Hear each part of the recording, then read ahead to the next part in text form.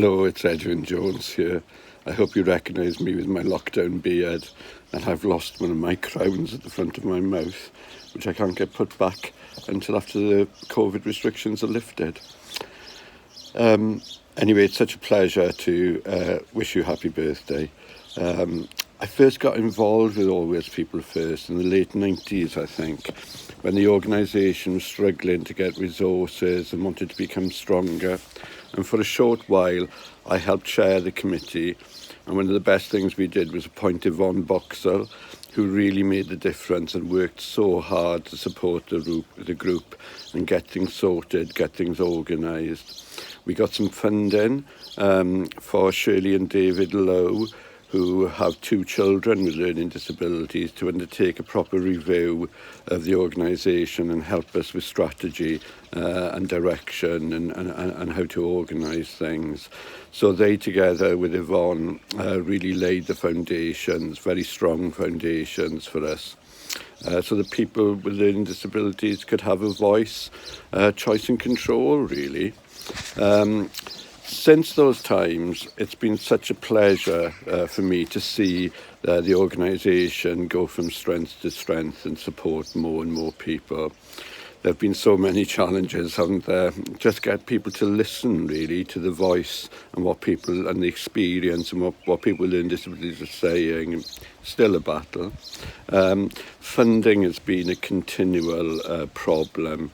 Everyone seems to pay lip service to how important self-advocacy is, but sometimes we've been really afraid that the organisation might have to just close because the bureaucracy of getting the money is just so difficult and time-consuming for everybody, and that really detracts from the real work, doesn't it?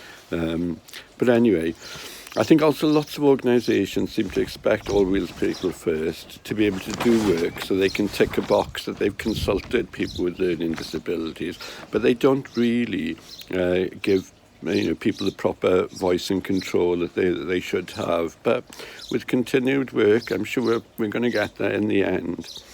What's good is how under the current leadership and with the current members this has been addressed, and it's so good to see that the organisation has just survived, which is a huge achievement in itself. But not only has it done that, it's really grown in strength and influence. And it's a key. You're a key player now in many areas, and not least in the forum I see you most frequently in the Welsh Government Learning Disabilities Ministerial Advisory Group, where your voice now can be relayed directly to Welsh Government ministers, and self-advocates on the group have done such a great job in helping us all to get things right, get things better, really.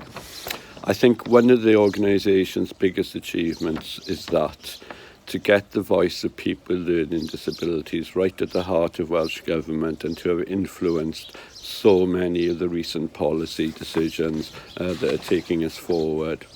I'm so proud to have played a small part 20 years ago or so, and I want to wish you such a happy birthday and continued success. So, Penblwydd hapus, pobl gyntaf Gymru gyfan yn 30 mlwydd oed, llongyfarchiadau. We need you now more than ever in these troubled times, so I'm sure you will continue to go from strength to strength over the next 30 years. Hwyl.